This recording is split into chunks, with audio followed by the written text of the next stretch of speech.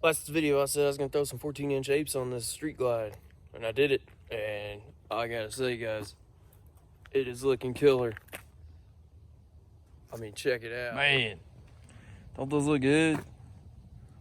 Viking bagger bars, 14-inch. Got some new grips on there too. I'm telling you guys, it gives the ride so much more comfortable feeling. Hands are right at shoulder height. Plus, it just looks awesome. Need to get me some daymaker headlight and LED turn signals, front and rear. But it's looking good. It's looking great.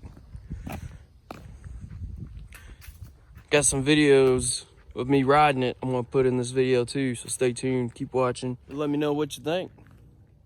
I love it. Keep riding, guys. Stay tuned. Got more videos coming. Later.